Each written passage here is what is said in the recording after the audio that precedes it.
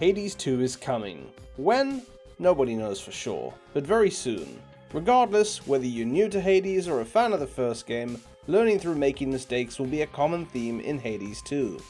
Thankfully, I'm here to make those mistakes for you. Hi everyone, this is Jason from Realm Space Gaming, and today we're looking at some beginner tips for Hades 2. We're keeping this spoiler free and likely doing a deeper dive once the game is out, as Supergiant are definitely keeping some tasty secrets locked away until then, so keep that in mind as we jump into this. To begin, I'm rolling the first two tips into one. As with any roguelike or roguelite, you need to be careful with your HP. There are usually very few opportunities to recover HP, and where they do exist, they're usually between levels and not during a fight.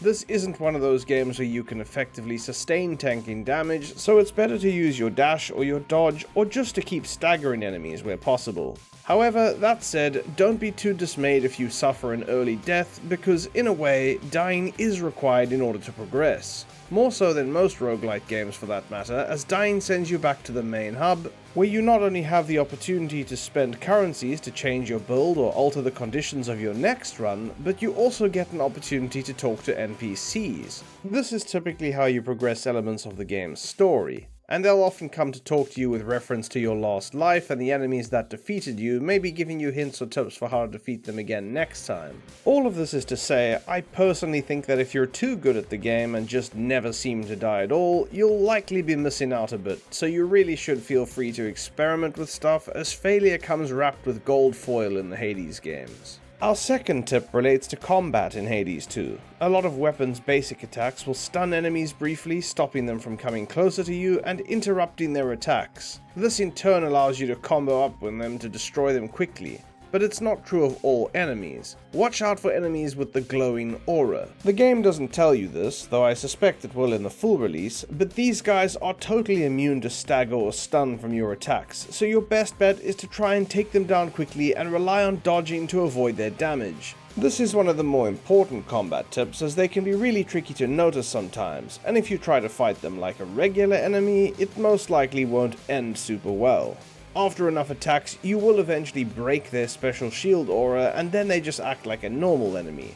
Still, if you want to stun them through their shield, it seems you can do that quite effectively with ice attacks on your weapon if you get fortunate enough to receive that particular blessing. Our third tip is to be mindful about when to use abilities. Mel in Hades 2 has different abilities to what Zagreus has in the first game. Given her powers and the whole witch theme, it can be tempting to want to spam them, but don't make this mistake, as sometimes the casting process can leave you vulnerable to attacks and you really don't want to be losing your HP to poor timing on your spells. You also don't want to be wasting those spells, because you can't always restore your mana pool super easily during a fight, and you really do need to make it count.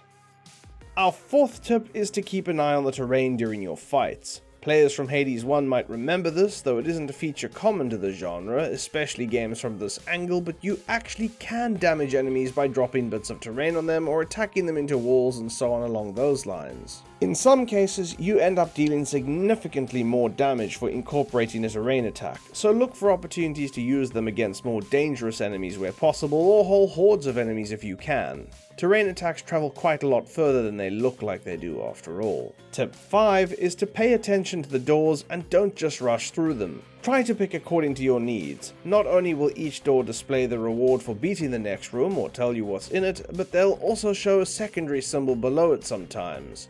If you see a little skull like this, it means there's a mini-boss in the next room, so maybe consider another path if you're not up to the challenge. Tip 6, just as you shouldn't be in a rush to get through the doors, don't be in a rush to get to the exit of a level before you've collected everything. One of the core features of Hades 2 will be resource gathering and crafting at the Great Cauldron in the main area. One of the first things you should really do, by the way, is craft the pickaxe, the mining pick. Really, don't put it off. You'll be able to claim it in the preparation area just before you head off on your next run, and you'll be able to use it to start gathering resources properly. Our seventh and final tip is if you start encountering characters that are illusions or characters that can spawn illusions, make sure you take a look out for any special symbols or attack markers that you should be leaving behind with your regular attacks. Many of these symbols, such as the hearts I have in this case, won't appear when you're attacking illusions, and you can use this to help discern whether or not you're fighting the correct enemy. These were just a few handy helpful tips if you're going to be getting into the game for now, but we hope that they're useful to you and we hope you enjoyed this video. If you want to see more content like this, drop a like or subscribe and comment what you think we should take a closer look at next time. Otherwise, if you have some video ideas for us or you're just keen to hang out in a community of gamers, be sure to check out our Discord server and connect with the community at Realm Space Gaming. My name is Jason, thanks for watching and don't forget to enjoy the rest of your day.